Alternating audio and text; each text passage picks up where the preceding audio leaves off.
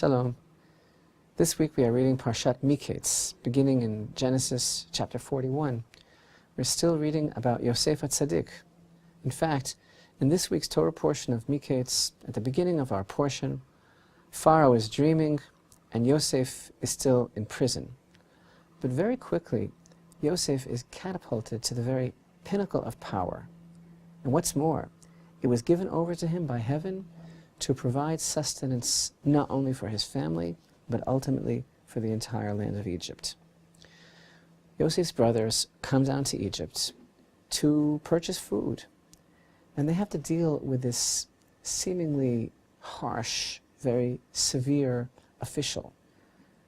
Throughout this parsha, Yosef chooses not to identify himself just yet to his brothers, but instead he orchestrates a very complex series of tests for his brothers to determine their level of solidarity to each other, their faith, and also to ascertain their true nature. But what about Yosef's relationship with his father Yaakov? The standard interpretation and understanding is that Yaakov long ago gave up his beloved son Yosef as dead and never expected to see him again. This is the way the verses seem to sound. Indeed, wasn't it just last week in Parashat Vayeshev that we read explicitly in chapter 37 regarding the whole incident of the sons coming with a coat dipped in blood? We read these verses. They dispatched the fine woolen tunic and brought it to their father and said, "We found this. Identify, if you please. Is it your son's tunic or not?" He recognized it and he said, "My son's tunic. A savage beast devoured him. Joseph has surely been torn to bits." Then Jacob rent his garments and placed sackcloth on his loins. He mourned for his son for many days. All his sons and all his daughters arose to comfort him, but he refused to be comforted. And he said, "For I will go down to the grave mourning for my son." And his father bewailed him. And this certainly indicates to us very clearly that Yaakov assumed the worst, that Yosef was dead. Now, Rashi tells us that somehow, still in awe, Yaakov didn't have complete closure because, after all, there was no evidence. And Rashi tells us that he refused to be consoled because a person can't really be consoled for someone thinking that he's dead if he isn't really. So that already indicates to us that Yaakov was lacking some sort of closure. But actually, the same Rashi tells us something amazing. On these very verses from last week's Parsha, Rashi tells us that at that moment, somehow, there entered into Yaakov, into the patriarch Jacob, some sort of a flash of divine inspiration, some sort of muted, watered-down level of prophecy, albeit not clear. But Yaakov realized something was going on, and when he uttered these words, "A savage beast devoured him," Rashi says he really had some sort of a flash about what was going to happen regarding the temptation that Yosef was to face with his master's wife. And that these words, "a savage beast," actually refers to her. And this already seems to indicate that perhaps there is more beneath the surface, more between the lines that we read in the Torah regarding Yaakov's attitude about what really had happened. Indeed, there is a tradition, and Rashi refers to this here as well, that for whatever reason this was supposed to happen, and Yaakov was not to know about it. Indeed, our sages teach us that even Yitzchak, Yosef's grandfather, was aware all those years that Yosef was truly alive. But the brothers, the holy brothers, the tribes of Jacob, they made some sort of an oath, of a pact, of a pledge between them. And the Holy One, blessed be He Himself, say our sages, was part of their pact, that Yaakov was not to know the truth about this.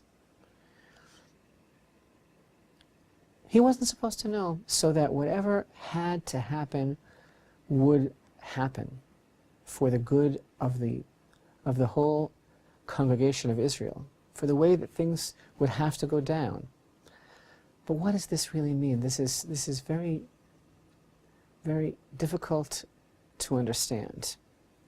And on the deepest levels, if we really study the words of our sages, and there are many, many indications of this that we can't cover completely now, but there are many, many indications that on some level, just as now from the very beginning, when he saw something about that savage beast, and when he refused to be consoled because there can't be closure for someone that's still alive, there are many indications throughout the verses themselves, as amplified by the understanding of our sages, that on some level, Yaakov indeed knew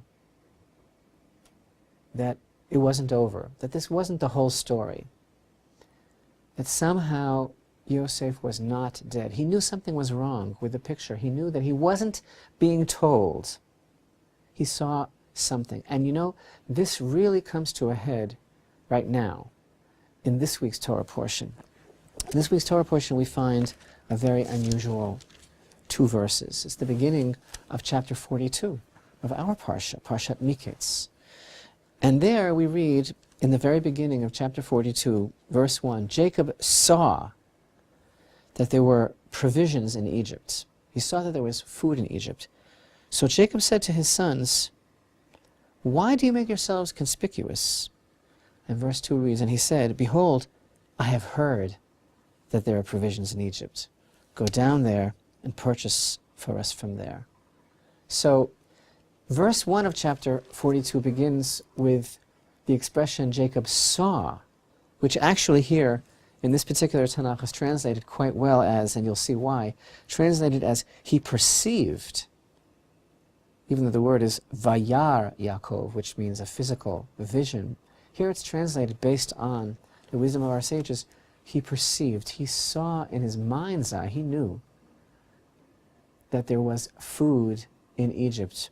In Hebrew, shever, provisions. Vayar Yaakov ki yesh shever b'Mitzrayim. Yaakov saw, or more correctly perceived, that there was provisions, food in Egypt. But of all the words for the Torah to use, there are many words that describe food or provisions or grain. Shever is an unusual word. Also can be seen as referring to a break, to a crisis, to a trauma. And also as a play on words, the same letters can be pronounced sever, which is a form of a word meaning hope.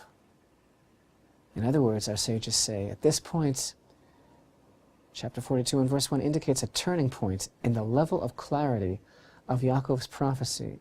And Yaakov now saw that his sever, his hope, is in Egypt.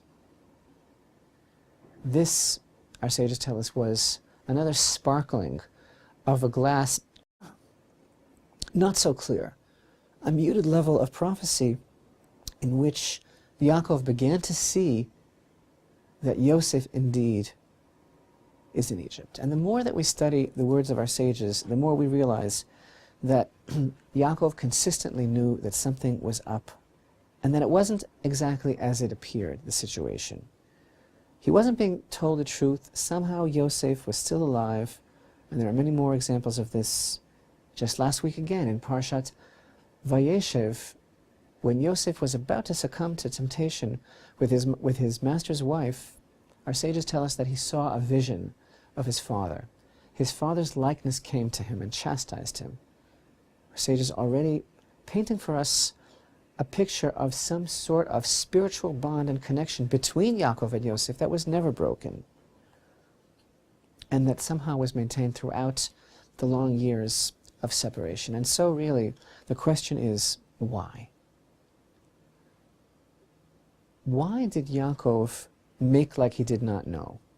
What lesson do we learn from this? For whatever reason, the Holy One, blessed be He, his wisdom decreed that Yaakov was not to know.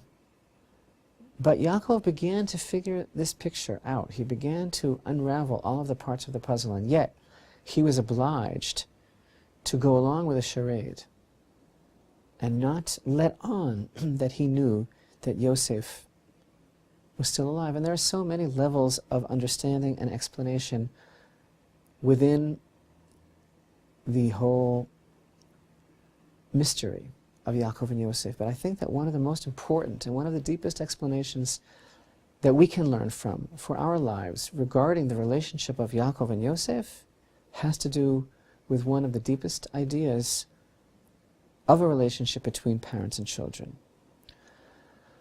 You know, many times parents see that their children have to go through very difficult circumstances, very difficult trials and tests, and the parent naturally wishes, I wish I could go through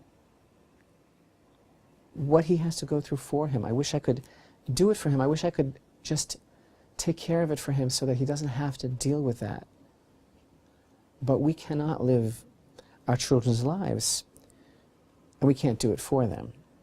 And sometimes a parent, as painful as it may be, has to be somewhat passive, aware, and monitoring the situation and watching from a distance, just as we learned again in last week's Torah portion, those beautiful words, Va'aviv shamar et hadavar. We learned that when Yosef had his dreams, while Yaakov publicly chastised him for words that seemed to cause jealousy, evoke jealousy amongst his brothers, Va'aviv shamar et hadavar, the Torah testifies that his father actually kept the matter in mind.